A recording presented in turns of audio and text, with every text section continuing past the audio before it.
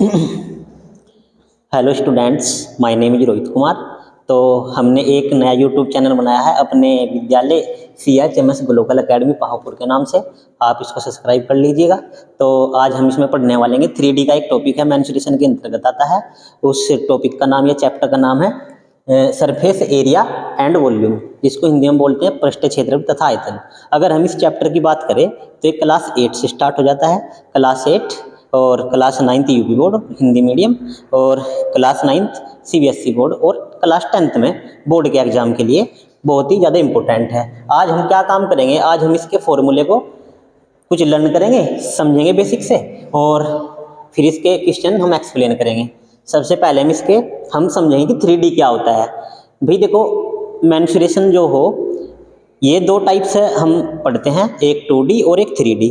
2D के अंतर्गत जो आएगा, 2D के अंतर्गत आएगा हमारा सर्कल यानी कि वर्थ, रेक्टेंगल यानी कि हमारा आयत, और इसके बाद हमारा स्क्वायर वर्ग, और जितने भी हमारे 2D यानी कि जिसमें 2 डायमेंशन होगी, या तो उसमें लेंथ होगी या फिर उसमें हाइट होगी, ठीक है।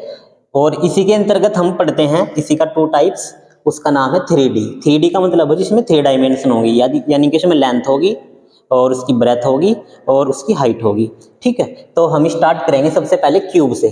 क्यूब क्या होता है पहले इसको समझेंगे बेसिक से। ये क्यूब है। क्यूब की जो साइड होगी, क्यूब की जो साइड हो, ये सारी इक्वल होती है। क्यूब में जितनी भी साइड होगी सारी इक्वल होगी, ठीक है। सबसे पहले पढ़ेंगे इसका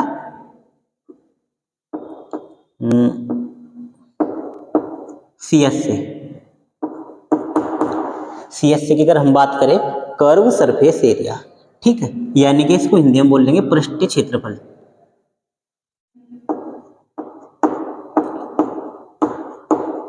पृष्ठ क्षेत्रफल, अगर हम इसके पृष्ठ क्षेत्रफल की बात करेंगे तो उसका फॉर्मूला होगा 4a², ठीक है जी। इसके बाद होता है इसका TSA। TSA यानी कि संपूर्ण पृष्ठ का क्षेत्रफल। संपूर्ण पृष्ठ क्षेत्रफल, संपूर्ण पृष्ठ का क्षेत्रफल क्या होगा, इसकी साइड देख लेंगे कितनी है, 1 2 3 4 5 6a²। ये होगा इसका TSA, टोटल सरफेस एरिया, यानी कि संपूर्ण पृष्ठ का क्षेत्रफल। और इसके बाद इसके वॉल्यूम की अगर बात करें, वॉल्यूम बोले तो इसका आयतन, जो इसका आयतन होगा, इसका आयतन होगा जितनी भी हमारे पास साइड होगी, लेंथ, इसकी ब्रेथ और इसकी हाइट, इनकी आपस में मल्टीप्लाई हो जाएगी, a multiply a multiply a, यानी कि इसकी बात अगर हम करेंगे तो क्या होगा, a³, ठीक है जी।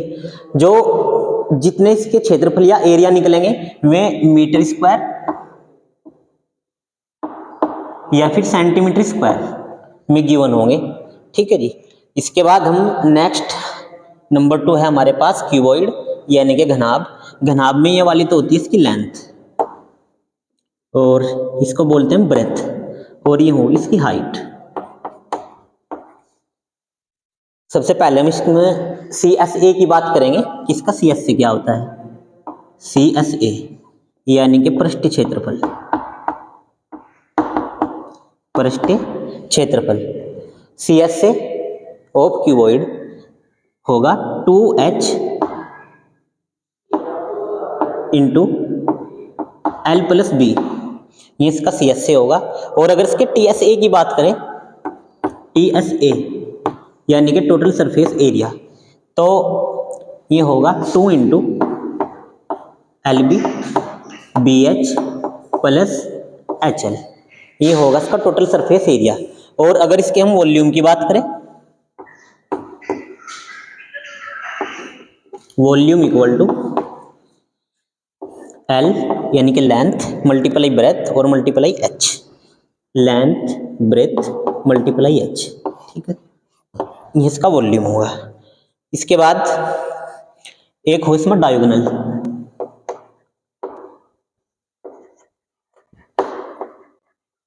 डायगोनल का जो फॉर्मूला होगा L² + B² + H², ये होता है। इसके बाद हम नेक्स्ट पढ़ेंगे जिसका नाम है सिलेंडर, और उसके बोलते हैं हिंदी में बेलन। बेलन के फॉर्मूले में सबसे पहले यहाँ राइट करेंगे, जो ये होगी इसकी रेडियस होगी यहाँ से यहाँ तक, और अगर हम टोटल की बात करें तो इसका डायमीटर होगा डी फॉर डायमीटर। ठीक है जी। सबसे पहले डी का फॉर्मूला राइट करेंगे, डी इक्वल टू हो 2 इंटू आर। ठीक है जी। और अगर यहाँ से आर की वैल्यू निकालनी होगी तो आर इक्वल टू होगा डी अपॉन 2। ठीक है जी। इसके बाद ये यहाँ से यहाँ तक इसकी हाइट होगी h, इसको h से डिनोट करेंगे। ठीक है जी। इसके बाद नेक्स्ट हम इसका जो CSA होगा formula, CSA curve surface area, CSA की अगर हम बात करें तो होगा 2 पाई आर h। इसके बाद TSA equal to 2 pi r into h plus r. TSA का फॉर्मूला होगा 2 pi r into h plus r. Next इसके वॉल्यूम की बात करेंगे, वॉल्यूम इक्वल टू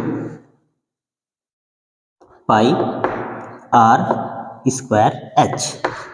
ये इसके फॉर्मूले होंगे। जितने भी हमारे पृष्ठ क्षेत्रफल या एरिया होंगे सेंटीमीटर या मीटर में होंगे, और जितने हमारे वॉल्यूम होंगे मीटर क्यूब या सेंटीमीटर क्यूब में होंगे। ठीक है। इसके बाद नेक्स्ट टॉपिक पढ़ेंगे कोन, दैट मीन्स शंकु। शंकु ये तो होगी इसकी हाइट h, और ये होगी इसकी तिर्यक ऊंचाई l, और ये होगी इसकी रेडियस r की वैल्यू। ठीक है। सबसे पहले यहां से l की वैल्यू फाइंड करेंगे, l इक्वल टू ये जो ट्रायंगल बना हुआ यहां से यहां तक इतना, इसको बोलते हैं हम राइट एंगल ट्रायंगल। और राइट एंगल ट्रायंगल में पाइथागोरस थ्योरम अप्लाई करके यहाँ से L की वैल्यू निकाल लेंगे। हाइपोटेनियस यानी कि L का स्क्वायर इक्वल टू परपेंडिकुलर यानी कि H का स्क्वायर और प्लस बेस यानी कि R का स्क्वायर। यहाँ से L की वैल्यू निकल जाएगी। इसके बाद हम इसके CSA की बात करेंगे। CSA का जो फॉर्मूला होगा वो होगा pi r l. Next TSA total surface area. Total surface area of कौन होगा pi r into h plus r, l plus r sorry. Next इसका जो फॉर्मूला होगा वॉल्यूम, वॉल्यूम ऑफ कौन, volume equal to 1/3 pi r square h. अगर CSA की unit की बात करें तो ये मीटर स्क्वायर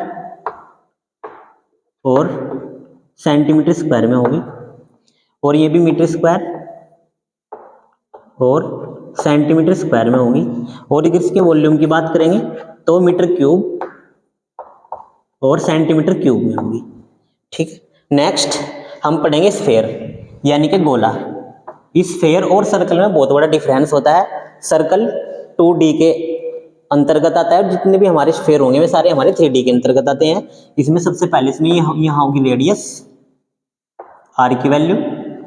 इसमें भी जो उसका TSA एंड CSA होगा वो सेम होगा, जिसका फॉर्मूला होगा हमारे पास 4 पाई आर स्क्वायर। इसके बाद इसके वॉल्यूम की बात करें, volume of sphere, volume of sphere equal to 4/3 pi r cube. Next hemisphere पढ़ेंगे। हेमिस्फेयर का CSA अलग होगा और TSA अलग होगा। सबसे पहले इसका CSA पढ़ेंगे। CSA इक्वल टू होगा 2 पाई आर स्क्वायर। और फिर next TSA equal to, TSA में कुछ स्टूडेंट्स कंफ्यूज हो जाते हैं। TSA में हम क्या काम करेंगे, सबसे पहले CSA राइट करो 2 पाई आर स्क्वायर, और फिर नेक्स्ट ये वाला जो सर्कल बना हुआ इस सर्कल का फॉर्मूला राइट कर लेंगे प्लस पाई आर स्क्वायर। तो जो टोटल सरफेस एरिया होगा ऑफ सेमीस्फेयर तो होगा 3 पाई आर स्क्वायर। अब इसका volume v equal to 2/3 pi r cube ये होगा। तो स्टूडेंट्स इसमें जहाँ जहाँ पे भी पाई होगा, जहाँ जहाँ पे भी पाई होगा, पाई की वैल्यू यहाँ पे पुट कर देंगे 22/7, या फिर अगर इसको कट करेंगे तो इसकी वैल्यू होगी 3.14। ठीक है, थैंक यू स्टूडेंट्स। और आई होप आपको ये वीडियो बहुत अच्छी लगी होगी। जितने भी हमारे फॉर्मूले होंगे और point of view of board exam के लिए बहुत ज़्यादा इंपॉर्टेंट है, आप इनको एक बार लर्न कर लेंगे, नोटबुक में नोट कर लेंगे। Thank you so much.